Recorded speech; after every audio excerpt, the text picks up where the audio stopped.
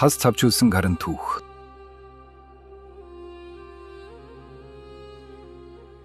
Миний бие Константинополд төрсөн билээ. Эцэг нь Султны ордонд хилмэрч байсан бөгөөд түүний хажуугаар сайхан үнэрт зүрхэн ох, поргон эдлэлийн нэн орлоготой худалдаа эрхэлдэг байлаа. Намайг сайтар хүмүүжүүлэн боловсруулсан бөгөөд зарим зүйлийг өөрөө зааж, зарим зүйлийг лам нарынхаа нэгнээр заалардаг байлаа. Анхандаа надад худалдааныхаа ажлыг шилжүүлэх санаатай байсан боловч санснаас нь илүү авьяас бэлэгтэйг минь үзээд найз нөхдийнхөө зөвлснөөр эмч болгохоор шийдэж билээ.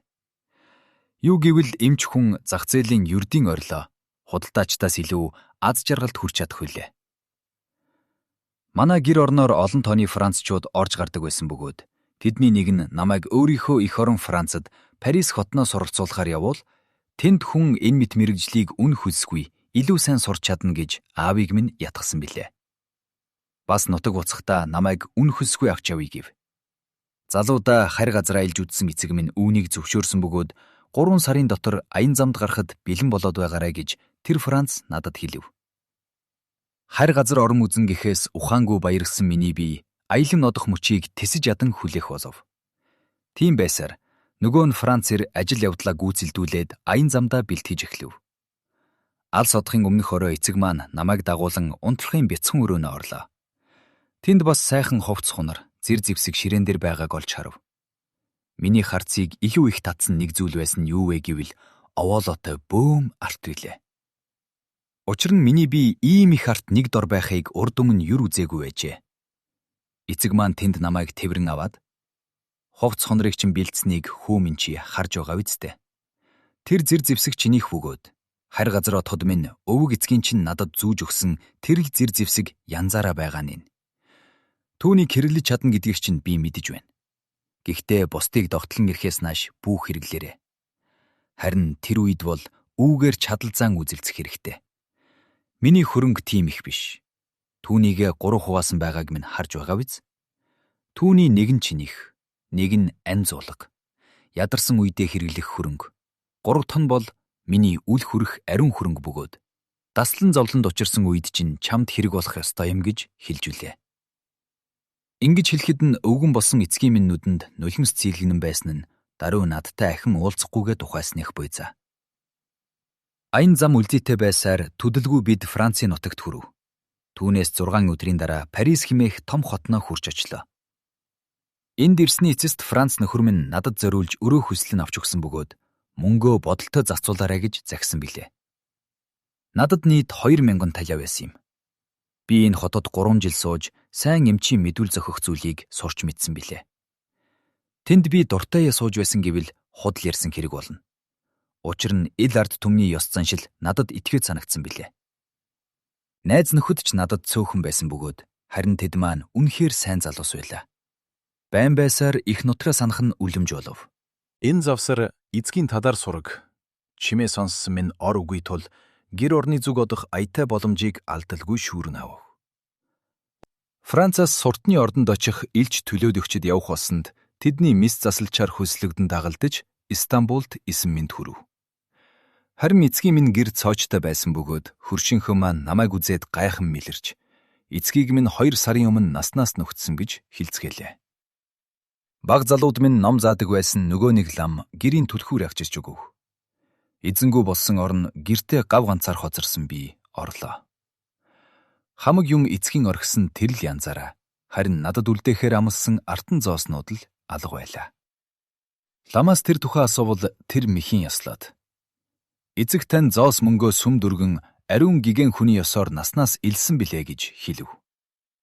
Энэ нь надад ойлгохдохгүй зүйл байсан бөгөөд мөн тэр хിവэрэ үлджээ. Гэвч тэр ламын эсрэг гаргах баримт нотлогоо надад үгүй тул би хэрхэх билээ. Харин эцгийн минь гэр орн эд барааг өрвөлгөж үзээгүй нь ихим гэж баярлахаас өөр арга байсангүй. Энэ нь надад учирсан анхны золгүй явдал байжээ. Үүний дараа гай зовлон арараасаа хөвөрч эхлэв. Би өөрийгөө хоолой мэдэн зарлахаас ичсэн тул эмч гэдэг алдар нэр минь юр төгсөнгүй. Одоо хөөрхий Цалокосыг бодохоо хэдийнэ болсон. Хамгийн баян, хамгийн нэр хүндтэй хүнтэй уулзуулж учруулах байсан эцгийн минь дагарт захиа газар сайгүй өгүүлэгдэж байлаа. Наснаас нөхцсний дараа худалдан авахчт нь таран нотсон. Шинийг олж авна гэхэд удаан хугацаа шаардагдах тул бараанч бас гүйлгээгүй болжээ. Нэгэнтээ би өөрийн байдлыг зөвхөн бодож суутал Францад нутгийн маань ирчүүл тэр орноор хэрэн хисэж зах зээл дээр нь бараагаа дэлгэн байдгийг олонтоо харснаа болно. Хар газраас ирсэн тул тэдний барааг хүмүүс дуртаяа худалдан авдаг байсныг, ийм 8-аар хүн 100 дахин хожиж болдгийг гинт санав. Тэр даруй би ч сэтгэл шуудрав. Аавынхаа байшин зараад цугласан мөнгөний нэг хэсгийг итгэмжит нөхөртөө хадгалуулахаар өгөөд, үлдснээс нь аяг торгон идэлэл, англиун үнэрт тос зэрэг Францад ховор бараа худалдан авч, хөлөг онгоцонд байр хүслэн Францад очих удаа хаян зандаа гарав. Дарданеллийн шилтгээнүүдийг ард хоцороход ад заяа надад ахин мишэх шиг санагдаж билээ. Аян зам маань хурдан бөгөөд үлзийтэй болов. Францын том жижиг хотуудаар би хэрэн явсан бөгөөд хаач явсан барааг минь дуртаяа худалдан авцгааж байлаа. Стамбулд агч найз маань надад байн шин бараа илгэн байсан бөгөөд би өдөр ирэх тутам бил сууж байгаа. Ийм байсаар эцсийн эцэст арай томхон 8 үсэргэж чадах үйц хөрөнгө хурааж хумж амжлаа гэж санагдмагц бараагаа авна Итали руу хөдлөв. Би бас ангаа хур чадвараа туслах зэргийн ажил болгон эхэлж байсан бөгөөд энэ маань надад баггүй орлого оруулсныг хүлээн зөвшөөрөхөөр хэрэгтэй юм. Нэг хотод ирмэгцээ олон хүн ангаасан эллен эмчирлээ гэдгийг би зарлан мэдэгддэг байсан бөгөөд Google эм тэргүүтэн маань надад баггүй цэхэн олж өгдөг байлаа. Ийхүү би эцсийн эцэст Итали орны Флоренц хотод очив. Нэгэн тээгүүр ил хот надад сэтгэлд гойд нийцсэн. Нөгөө тээгүүр би хисүүчлэн явахын бэрхшээлээс ангижирч амархыг бодсон тул энэ хотод удаан хугацаагаар суугахаар шийдсэн билээ. Тэгээд уг хотын хотогт Гроцийн дүүрэгт нэгэн агуулах, түүнээс ходгүй орших буурчин газар нэгэн том тагт руу гардаг хідэн тансаг тасалгаа хүслэн ав. Тэр даруй өөрийг минь энч бөгөөд худалдаажин гэдгийг танилцуулсан зарлалуудыг тараалхав. Дэлгүүрээ нээв үү, үгүй юу худалдан авахчид сутхан ирж. Хэдийгээр бараа маань өндөр үнэтэй байсан боловч би бусдаас илүү их зүйл худалдсан нь даруй худалдан авахчидтай найрсаг, ээлдэг харьцдаг байсных минь болов. Флоренц хотноос сэтгэл хангалуун 4 хоносны эцэст нэгэн орой дэлгүүрээ хэдийнэ хаачаад дадсан зангаараа төмөр хайрцагуудад үлдсэн тосныхоо үлдэдлийг шалган байтлаа нэгэн бяцхан хайрцагт нэг бичиг байхыг олж үзв. Хэдийд би түүнийг тэнд хийснээ юр санахгүй байлаа. Тэгээд түүнийг задлан уншвал нэгэн урилга байх бөгөөд энэ шөнө яг 12 цагт Понте Векчио гэж нэрийддэг гүүрэн дээр надтай уулзна уу гэжээ. Флоренц хотноо би нэг ч хүн танихгүй тул намайг тэнд очиж урддаг ямар хүн байх вэ гэж удтал бодсон бөгөөд нэг хүн ямар миг өвчтөй хүн рүү нууцаар аваачих гэсэн юм болов гэж бас бодов. Ийм явдал урд нь олонтоо тохиолдож байсан юм. Тэгээд тийшээ очихоор шийдэн сэрэмжилсний улмаас нэгэнтээ эцгийнхээ бэлгэлсэн сэлмийг зүүв. Шүн дунд болох хариугүй дөхөхөд би замд гарч төдөлгүй Понте Векчио дээр хурч очив. Гүүр хүн амтангүй ил хүл байсан боловч намайг энд уулзъя гэж урсан хүнийг эртэл хүлээхээр шийдэв. Хүүтэн шүн байсан бөгөөд сарны саруул туяанд мэрэлзах Арногийн долгионуудыг харан зогслоо. Сүмүүдийн хонх 12 зогход дээш үндийн харвал урд маань ув улаан хүрм өмсөж захныг нэг үзүүрээр нүрээ хатгалсан өндөр эр зогсож байлаа. Түүнийг тийхүү гив гинт хурч ирээд ардмын зогсож байсанд би ихэд айх завдсан боловч даруй бие барьж. Та хэрв намайг энд иргэж урсан юм бол ямар хүсэгтэй байгаагаа хэлнэ үү гэв. Улаан хүрэмт эргээд дагаад яв гэж сунжруулан хэлв. Тэгэхэд нь эрг үл таних хэртэй цуг явах нэг л зөвүүн санагцсанд би дороо зогссон хിവэр. Ингэхгүй шүү эрхмээ. Юуны өмнө та хаашаа явна гэдгийг хэлэх хэрэгтэй. Бас ялгүйч болтугай царай зүсээ харуулбал ямар вэ? Тэгвэл би таны сайн санааны үүднээс хандаж байгаа эсхийг олж мэдэж болно гэв. Улаан хүрэмт үүнд юр сэтгэл төгтсөн янзгүй. Цалакос хүсэлгүй байвал үлддэ гэчгээд цааш яв. Тэгэхэд нь миний уур дүрсхийв. Над шиг хүний та арай таниг музгуу амьтдын доог тохуу болж ийм хүүти шүнэргүү амтан шиг дими хүлэн зогсдийм гэж бодоогүй биз гэж хашгираад 3 харайн түүнд хурж хүрмээс нь зуурн авах зураа уламж чанга хашгиран өрөөсөн гараараа сэлмийнхээ бариулаас шүүрэн авлаа. Гэтэл хүрмэн гарт минь хоцроод үл таних ир дараачийн болон тойрон алга болов. Уур минь явандаа дарагдаж би хүрмийг нь аваад үлдлээ шүү дээ. Эн чинь ил гайхалтай адал явдлын учрыг тайлах түлхүүр болох ёстой биш үү гэж сэтгэв. Би түүнийг нөмрөөд гэрийн зүг замаа хөөмөдөв. Тэгээд тэндээс 100 алхамч холдоогүй байтал нэг хүн хажуугаар минь шүргэн өнгөрөх. Зураа. Өнөөш нь яах чаргуугүй гэдгийг болгооно. Гүнэ гэж Францаар шивгэнчгээд намайг эргэн харахын зургүй арилаад өгсөн бөгөөд. Гагцхүү сүүдэрн л байшингийн ханан дээр сүйтлэлцэн одох нь харагдав. Энэ бол надад биш. Хүрмийн эзэнт хандсан үг гэдгийг би ойлгосон боловч хэрэг явдлыг тайлахад өчүүхэн ч тус нэмэр болсонгүй билээ. Хэрхүүл зөрхөх вэ гэдлээ би маргааш өглөө нь эргцүүлэн бодов. Тэр хүрмийг олсон мэтээр зарлуулдаг юм уу гэж би анхандаа сэтгэсэн боловч үл таних ир өөр нэг этгээдээр ахуулж болох тул би уг явдгийн учрыг одолгүй өнгөрч мэдэх байлаа. Ийм бодох зуураа би тэр хүрмийг эргүүлж тойруулан харав. Генуийн гал улаан ямаан хилэнгэр хийж Астраханийн ангийн үсээр хязлан артан утсаар ниншгүй ирэхээсэн эд байлаа. Эл хүрмийн энэ тансаг байдал нь худалдаанд гаргая гэсэн бодолд намайг хүргэв. Тэгээд түүнийг дэлгүүртээ аваачиж худалдахаар үлгсэн бөгөөд хинч худалдаж авахааргүй өндөр үн тогтоов. Ямар ус болохыг нь лавлан асуусан хүнийг сайтар ажих зорилготой байлаа. Хүрмээ гартан нархан одохдоо зуурхан боловч өөрийгөө надад харуулсан тэр үл таних ирийн дүртүрхийг би мянган хүний дотроос ч таних байлаа. Юр бусын гой тансгаараа хүн бүхний харцыг булаасан тэр хүрмийг шохоор хөгчд олон байсан боловч тэдний нэгэн ч тэр үл таних эртээ өчүүхэн ч төсгүй.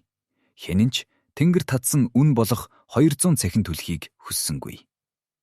Флоренцад юр ийм хүрм үгүй гэж үдэ гэж байн хэн нэгнээс нь асуухад бүгд л үгүй гэж хариулсан бөгөөд ийм үнэтэй цайтай уран нарийн ойж хатгсан хүрм юр үзээгүй юм байна гэж нотгцоох нь жигтэй байлаа.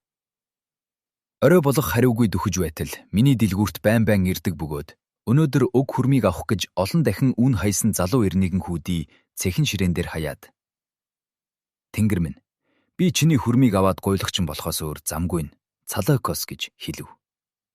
Тэгээд даруй артан зооснуудаа тоолж гарлаа. Би хэрхэхээ мэдэхгүй хэцүү юмд очив. Учир нь миний би үл таних ирийн харцыг татаж болзошгүй гэж уг хүрмийг энд үлгсэн байтал дааж давшгүй их үнээр худалдаж авах гээд нэгэн мулгуу залуу хурж ичгээд байдаг. Гэвч өгөхөөс өөр яах вүлээ? Бас ч бодож үзвэл шүний маань адал явдал изүүл. Шүний маань адал явдал ийхүү гарц хохирдгүй болсон тул сэпхэл тэнгэр байлаа. Залуу ир нөгөө хүрмийг нөмрөөд гарахаар завцнаа босго дээр иргэн түүнд хатсан бичгийг авч над руу шидээд. "Цалакос, энд хүрмд хамаагүй зүйл байгаа бололтой" гэв. Би уг бичгийг юр ажиггүй аваад үзвэл тэнд ингэж бичсэн байлаа. "Өнөөш нь урд болдсон цагта Понте Векчио дээр хүрмийг авчир 400 цахин чамайг хүлээж байна." Би аянгад нэргүүлсэн мэт гүлрэн зогсов. Ийхүү аз жаргалаа өөрөө алдаж зорсондоо хүрч чадсангүй гэсэн бодол тархинд эргэлдэн байлаа. Гэвч удаан бодлогоширсангүй. 200 цахиныг бөөгнүүлж аваад хүрм хөдөлдөж авсан залуугийн араас гүйн хүрч. "Сайн нөхөр минь, мөнгөө буцааж аваад хүрмийг минь өг. Би түүнийг өгч чадшгүй" гэв. Нөгөө ир анхандаа тоглоом тохиу хийж байна гэж бодсноо үнэхээр ингэж хэлж байгааг минь мэдмэгц уур нь бадарч намайг тэнэг. Мулгуу гиснэр эцэст нь зодоонд хөрөв. Аз бодоход би ил зодоонд хүч давмгайлж хүрмээ булааж аваад яарн бодох. Гэтэл залуу ир цагдаа дуудан хүчин тусалцуулж намайг дагуулan шүүхийн газар очив. Шүүгчил хэргийг сонсоод машид гайхан хүрмийг эсрэг этгээдэд маань өгөх нь зөв гэж хэлв. Тэгэхэд нь би "Хүрмийг надад үлдээх юм бол 50, 80, бүр 100 цэхэн өөрийнх нь 200 дээр нэмж өгье" гэж залуу хүүг гуйв. Арга учраа хэлж гуйгаад бүтээгүй зүйл артан зоосны минь хүчинд ив зүйтэй оров. Тэр залуу жингнэсэн цэхнүүдийг минь би хүрмээ ав. Тэгээд тэндээс бардам гихч гараад ухаан солиотой амтэн гэж Флоренц даяар хилүүлэхэд хүрв.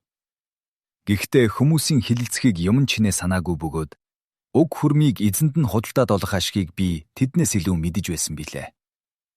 Шүн болохыг тэсэж ядан хүлээгээд хүрмээ сугавчлан урд шөнийн болтсон яг тэр цагта Понте Векчио руу яв. Хонхны хамгийн сүүлчийн дуунаар нэг хүн харанхуйн дундаас миний зүг гарч ирсэн нь өчигдрийн ир болох нь эндүүр харахгүй мөн байлаа. Тэгээд "Хүрм авчирсан уу?" гэхэд нь би "Авчирсан эрхмээ" гэж хариулаад. Гэхдээ бэлэн 100 цэхний гардагтайгаар шүү гэсэнд "Би мэдэж байна. Маа 400 цэхэн шүү" гэж нөгөө ир хариу өчөөд. Гүүрний өргөн хашлар түшин зогссон миний зүг ойртон ирж артан зооснууд тоолон өгөв. Тэр нь яг 400 байсан бөгөөд сарны гэрэлд гайхартайяа гялалзан зүрхийг минь баясхан байсан сан. Чаавас.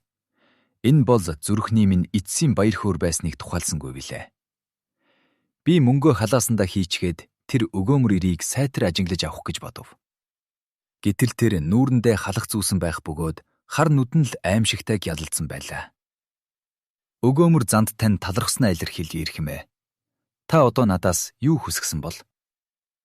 Гэхдээ энэ нь ямар ч зөв бус юм байж болохгүй гэдгийг би урьдчилан анхааруулъя гэхэд минь ялгүй юм гэд хүрмээ нөмрөн. Би эмчийн тань хойгд таны тусыг горгисон юм. Гэхдээ амьд хүнд бус үхсэн хүнд гэв. Яагаад тэр билээ гэж би машид гайхан дуу алдсанд. Миний би бүсгүй дүүгийн хамт холын орноос ирсэн юм гээд өөрийгөө даг гэж надад тохиод. Энд би манайхны түн шайлд түүнийхээ хамт сууж байлаа. Дүү маань өчигдөр өвчний учир гинт нас эцэслэв. Төрөл садныхан маань түүний шарилыг маргааш оршуулах гэж байгаа юм. Гэр бүлийнхний минь үе уйлран баримтласаар ирсэн ёс заншлын дагуу бол уг удмынхаа оршуулгын газар бүгд ясаа тавих ёстой юм. Харийн газар нас барсан олон хүнийг тэнд зандан шуулан оршуулсан байдаг юм. Төрөл садныхандаа бол би түүний зөвхөн биеийг оршуулахаар өгч болно. Харин эцэгтэй бол эцсийн удаа зүсийг нь хараг гэж ядаж л охиных нь толгойг аваажж өгөх ёстой гэв. Хайртай төрөл садныхныхаа шарилаас толгойг таслан авдаг ил заншил надад ялгүй зөвүүн санагдсан боловч үл таних хэрийг гондоохоо сайсны улмаас би татгалзах учраа юр олсонгүй. Иймээс нас нүгчгсдийг зандан шуулж чаддгаа хэлээд талигач дээр дагууж очно гэж түүнээс гуйв. Гэвч яагаад ийм нууц байдалд шүнэл ажлыг хийлгэх гээд байгаагийн учрыг түүнээс асууж зүрхлөв. Өөрийнх нь бодлыг ипгээд тэрслүү хэмээн үздэг төрөл садных нь ил ажлыг өдрөөр гүйцэлдүүлэх гэвэл татгалзна. Харин нэгэнд толгойг нь огтлоод агчсан хойно бол энэ талаар яриа хэл болох нь бага биз. Тэр шарилаас толгойг нь огтлж авна гэхэд төрөлхийн сэтгэл нь саад болоод байна гэж надад хариучлаа. Энэ завсар бид нэгэн том тансаг байшинд хурж очисон бөгөөд дагуулж яваа нөхөр маань түүнийг бидний шөнийн аяны зорьсон газар мөн болохыг илтгэв. Бид гол хаалгыг өнгөрнө, нэгэн бяцхан хаалгаар орсонд үл таних дагуул маань хичээнгүлэн хаав. Тэгээд харанхуун дундуур нэгэн эргүүлэн шатаар өгсцгөөлөө. Тэр нь бүдэгхэн гэрэлтэй хонголд өдөрдөн хүргэсэнд бид түүгээр явсаар таазанд нь тогтоосон дэнлүү гэрэлтүүлсэн тасалгаанд орж очив. Тэр тасалгаанд шарил бүхий нэг ор байхаж. Үл таних эр нүрээ буруулсан бөгөөд нүжимсаа тогтоон барих гэж хичээн байх шиг санагдаж билээ. Тэгээд орлуу занган ажлаа хурдан бөгөөд сайн гүйцэтгэхийг надад тушаагаад үүдээр гарч чадав. Эмчийн хуваар ямагт биедээ авч явдаг хотгонуудаа гаргаж тавиад орлуу явж очив. Шарилын зөвхөн толгой нь л нүдэнд ил харагдан бөгөөд тэр нь нэн үзэгсэлэнтэй тул би өөрийн ихгүй харуулсан гашуудаж үлээ. Цав цагаан царайг нь эмдсэн урт хар гэц нь мушгирэн унжиж нүд нь анаастай байхаж. Ямар нэг эрхтнийг огтлж авахдаа эмч нарын хийдгийн нэгэн адилаар миний бие юуны өмнө арсыг нь ялгүй эсгээд дараа нь хамгийн хурц хутгаа авам шуудхан хоолойг нь тасагтлав. Ямар аимшиг гихч энэ вүлээ. Өгтөл нүдэ нээснээ даруй анин нэгэнтэй уртаар хингэнтэл санаа ардахтаа л сая ам тавих шиг санагдав. Тэгтэл шархнаас нь халуун цусгод хийхэн тэр. Хөөхий бүсгүйг сая өөрийн гараар арчглаа гэдэгт би эргэлцсэнгүй. Ийм шархнаас ам хилтэрнэ гэж юрүгүй тул түүний үхсэн нь мадаггүй байлаа. Ил явдалд миний бие мэл гайхаж цэл хөхөн хэдэн минут хэр таг гүлрэн зогсов. Улаан хүрэмт намайг хуурам эхэллээ гэж юу? Эсвэл дүү хүүхэн нь хуурам жүхлээр үхсэн байж болох босоо. Сүүлчийнх нь миний хөвд үнэн байлтай санагдав. Гэвч ялгүй зочмог огтлогоо түүний амийг бүрэмсэн хороолгүй. Харин ч сэргээсэн гэдгийг талигачин ахад хийж болохгүй байсан тул толгойг нь бүр тас огтхоор сэтгэл шулуудав. Гэтэл ам тавьж байгаа бүсгүй дахин гиншин явуулж өвчнөдөө хамаг үе мөчөө аруулзуулан хөдөлгөөд амьсгал хурав. Тэгэхэд айх сэтгэл намайг бүрэн эзэнтсэнд. Би ил тасалгаанаас санд мэд гарлаа. Дэнлүүг бөхөөсөн тул хонголд харанхуй. Дагуулж ирсэн хүн ул мөшч үгүй тул би эргүүлгэн шат хүрхийн тулд хан налан тэмт чинь явхад хүрв. Тийм явсаар сая шатанд хүрмэгц түүгээр унах гулгахын хооронд бууж үлээ. Доод давхуртч бас хүн байсангүй. Хаалга нь түгжээгүй байсан бөгөөд дотор байх үеэс бараг Ухаанбаатар дахь шахан байсан тул гадаа гараад сая амьсгаа ужирч бие тавирв. Аимшигт төгшүүхт автсан миний бие гүүхээрээ явсаар гэртээ орж хийсэн аимшигт зүйлээ мартахсан гэж орондоо шороож үлээ. Гэвч нойр хулжиж орхиод өглөө болсон хойно сая бие барих хэрэгтэй гэдгийг санав. Одоо бодож үзвэл ил бузар булаа хэрэгт намайг татан оруулсан хүн намайг барьж гүнла байла. Тэгээд даруй худалдаа 8-ныхаа газар очиж аль болохоор амарсан дүр үзүүлэх нь зөв гэж шийдэв. Илээ халаг минь. Тэгтэл санаа сэтгэлийг минь шаналган тарчилгах өөр нэгэн зүйл байгааг би дөнгөж сая олж мэдлээ. Малгай бүс, бодон бас хутар минь алга байсан бөгөөд би тэднийгээ хороогдсон эмхтэй өрөөнд орхисон юм уу? Эсвэл зүхтэн явах замдаа гээсэн юм уу гэдгээ мэдэхгүй байлаа. Харамсалтай нь эхнийх нь мадагтай байж мэдэх тул намайг алуурчин хэмээн олж ядах юмгүй байлаа. Би худалдаагаа хэвшсэн цагтаа нээв. Хөрш худалдаачин маань яриа хүн тул дадсан зангаараа над дээр хурж ирээд та өнгөрсөн шин болсон тэр аимшигтай зүйлийг юу гэж бодож байна вэ гэсэнд би юу ч мдээгүй царайсанд. Бүхэл хотоороо шагшин шуугж байгаа ямиг яагаад та мдээгүй байдаг вүлээ? Флоренцийн хамгийн үзэсгэлэнт цэцэг захирагчин охин Бянка өрчин алагдсныг дуулаагүй гэж үү? Илээ минь. Сүйд залуутайгаа гудамжаар сүүх тэргээр довтлогон баяр жаргалдаа өмбөн явахыг нь би өчигдөрхөн харсан юм шүү дээ. Тэр өнөөдөр гэрлэх байсан юм гэв. Түүний хэлсэн үг бүр нь зүрхийг минь зүүгээр шивх шиг болж байсан бөгөөд 8 хийхээр ирсэн хүн бүр нэгэн нөгөөгөөсөө улам аимшигтай сонсдох боловч өөрийн минь нүдэрээ үзсний хаанан ч хүрэхгүй зүйлийг ярих тул миний сэтгэл байн тарчлан шаналсаар байлаа. Үдийн орчимд шүүхийн газраас нэг эрдэлгүүт минь орж ирээд хүмүүсийг гаргана уу гэж гуйв. Тэгээд гээгдүүлсэн зүйлсийг минь гаргаж ирэх зураа "Ноён Цалагос, энэ таны юм мөн үү?" гэж асуув. Миний юм ердөөч биш гэж зүтгээд үзвэл яасан юм бэ гэж би бодсон боловч хаалганы завсраар ил зээлийн газрын эзэн болон миний эсрэг гэрч барж мэдэх хид хідэн танилаа хармагц ходол хэлж хэрэг явдлыг хөндрүүлэх хэрэггүй гэж шийдээд үзүүлсэн зүйлсийг нь өөрийн минь юмс гэж хүлээв. Шүүхийн хүн өөрийгөө дагаад яв гэж хэлсэн бөгөөд нэгэн том байшинд удирдан оруулахт нь энэ бол шаран гэдгийг би даруй мэдэв. Тэнд нэг өрөө зааж өгөөд цаашдын хэрэг явдлыг шийдтэл та энд байх болно гэв. Анцаар үлдсэн хойноо бодож үзвэл байдал төлөв минь тун аимшигтай байлаа. Алуулах болно гэсэн бодол өөрийн ирэхгүй тархинд дэргэлцээр байлаа. Алтны өнгөнд дагтаагүй бол ийм урхинд яахан орх үлээ гэдгээч дахин бодсоор байв. Баривчлагдсанаас хойш 2 цагийн дараа намайг хоригдсон өрөөнөөс минь гарган хид хідэн шатаар дамжин явсны эцэст нэгэн том танхинд оруулав. Хар бүтээдэгтэй урт ширээ тойрон өвгчүүд голдуу 12 ир сууж байхаж. Танхимын тал бүрд урт голдол сандлыг нүүлэн тавьсан Флоренц хотын тэргүүн хүмүүсээр дүүрч өндөрт байрлуулсан хашлах тавцан дээр үзэгчд дүүрэн чихэлтэн зогсжээ. Намайг хар бүтээдэгтэй ширээний урд явж очмогц баргар гунигтай царайтай нэг ир суудлаасаа боссон нь хотын захирагч байлаа. Хөнөөгцөн охины эцгийн хуваар энэ хэргийг шийдэж чадахгүй тул энэ удаад өөрийн үүргийг сенатчдын хамгийн ахмадд нь шилжүүлэх болно гэдгээ хурам цуглархсдад хэлв. Сенатчдын хамгийн ахмад нь болох наанадаж ерөх хүссэн байлтай нэгэн өвгөн бүхцийн босож ирв. Шанааны үс цал буурал хэрн нүд нь оч шиг гэрхтэн. Дуун чанга бөгөөд итгэлтэй цуурайтгаж. Хүн амны хэрэг хийснээ хүлээж байгаа эсхийг минь тэр асууж эхлэв. Тэгэхэд нь би миний хэлхийг сонсно уу гэд юу хийсэн, энэ талаар юу мэдэж байгаагаа аимшиггүй бөгөөд подхонд хариулв. Миний ийм ярих зуур захирагч нэгэн үе цайж, нэгэн үе ус хийж байснаа яж дуусахад минь хилэгн нь ухс хийж босоод. Юу гинэ? Чи муу гуйлагч нь. Шунардаа ахтаж хийсэн хэрэгээ өөр нэгэн рүү чихэх гэж байна уу? Гэв. Өөрийнх нь мэдүүлгийн дагуу алагдсан эмэгтэйгээс алдагдсан зүйл ерөөгүй байсан тул энэ нь шунлын үднэс хийгдсэн хэрэг биш гэж Сенат чихийнхээ дагуу түүний ийхүү шүүх ажиллагаа дундуур хүндхэнгөөс оролцсныг буруушаав. Тэгээд охиныхоо урд өмнийн аж төрлийн татаар мэдүүлэг өгнөв. Ингэснээр миний үнэн зөв ярьж байгаа эсхийг шийдэж болох нь гэж захирагчид тайлбарлав. Мөн хөнөөгдсөн этгээдийн бичиг захидлыг захирагч өөрт нь өгөх тул түүнээс зарим зүйлийг тодруулах хэрэгтэй гээд шүүх ажиллагааг энэ өдрийн хувьд өндөрлөв. Намайг шоронд маань буцааж аваатсан бөгөөд тэнд би хөнөөгдсөн эмэгтэй болон улаан нөмрөгтийн хоорондын ямар нэг холбоог олж илрүүлээсэ билээ гэсэн цорын ганц хүсэл дагтан нэгэн өдрийг өнгөрөв. Маргааш нь би шүүхийн танхимд итгэл дүүрэн явж оров. Ширээн дээр нилээд хідэн захидал байж байлаа. Энэ бүгд таны гарын үсэг мөн үү гэж өвгөн сенаач надаас асуув. Үзвэл тэд нь миний хүлээж авсан 2 зурвасыг бичсэн тэр л хүний гарын үсэг байлаа.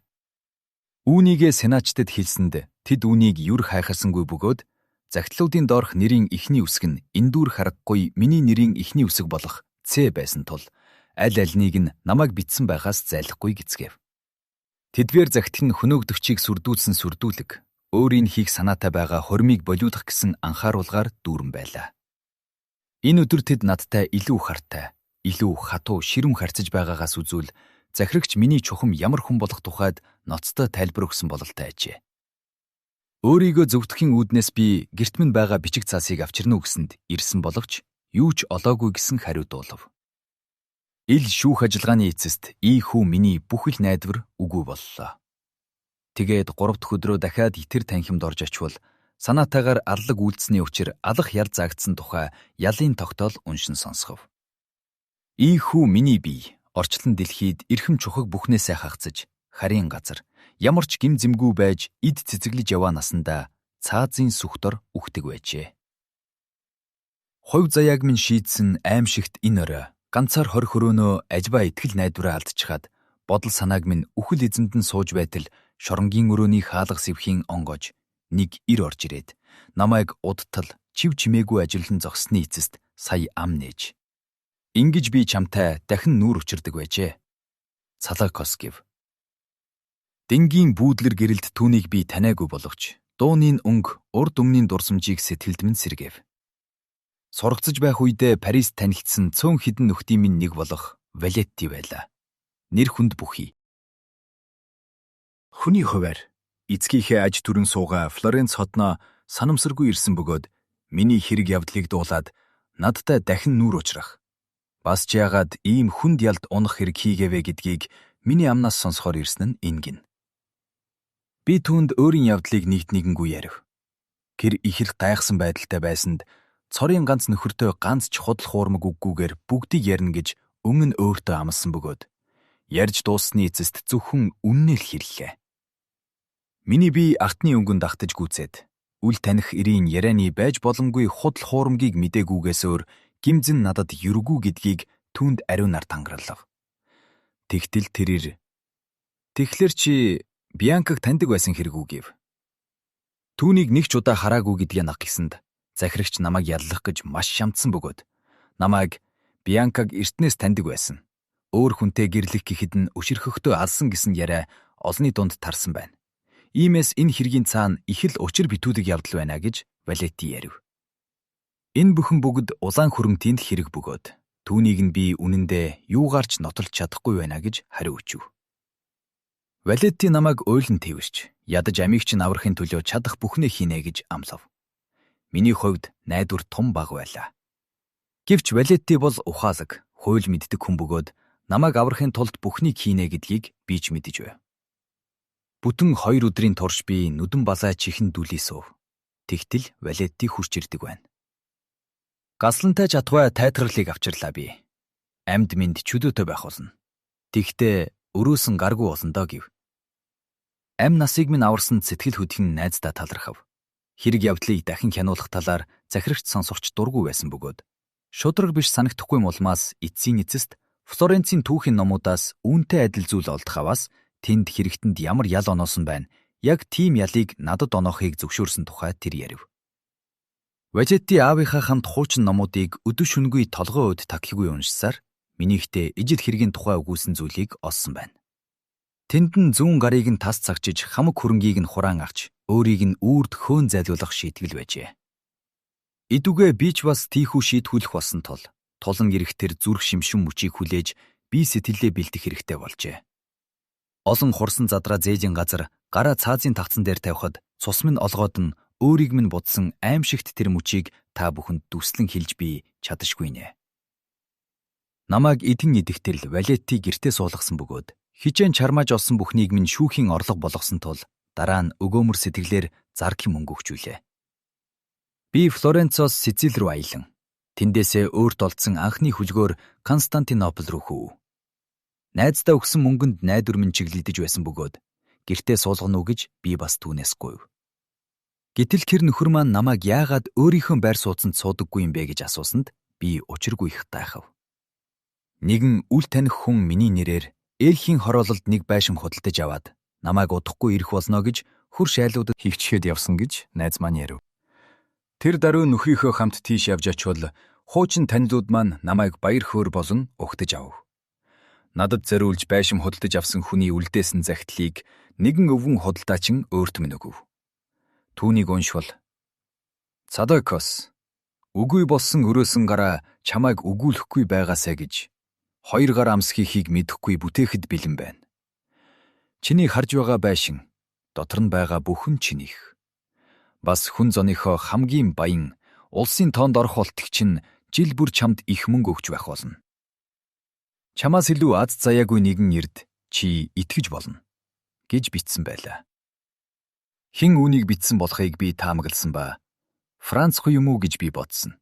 Улаан нөмрөгтэй юм байна лээ гэж худалдаач мэр миний асуултанд хариулав. Үл таних тэрэр журамт сайн бүхнээс адарчсан юм биш вэ шүү гэдгийг би баттай мэдэх болов. Гэрийн доторх талдах сэгтийг дээд зэргээр төхөөрсөн бөгөөд урд өмнө миний үзэж хараагүй сайхан бараа бүхий дэлгүүр бас бэлдсэнийг би үзв. Түүнээс хойш 10 жил өнгөрөн одож энэ завсар миний бие хэрэгцээ шаардлагын гэхээсээ илүү дадсан сурсан зангаасаа болж худалдаа 8-ны аяна үргэлжлүүлсээр байгаа боловч аз заяа минь хайсан тэр газар орны барааг ахин нэр харсангүй билээ. Тэр үеэс эхлэн жил бүр мянган артан зоос надад ирдэг болсон юм.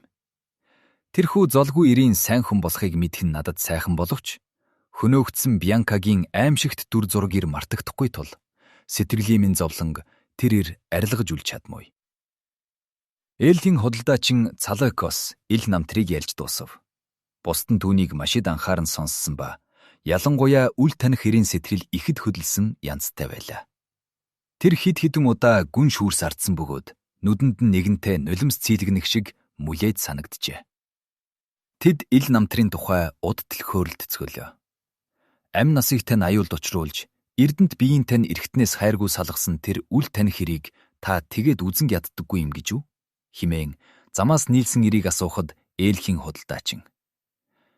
Ээл сэтгэлийн шаналнд намайг унгаж, амьдралыг минь хорлсон гэж бурхан шүтээнийхээ өмнө түүнийг сэтгэл зүрхэндээ зүгтдэг үе эхэндээ байсан боловч дайснаа хайрлаж яв гэж загсан эцгийн итгэлд тайлгарлыг олж тэр ир бас надаас илүү их золгүй байгаа босуу гэж боддог болж үлээ гэв.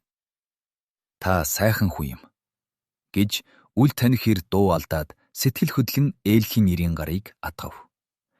Гэтэл харуул манаануудын ахлагч тэдний яриаг тасалдуулав.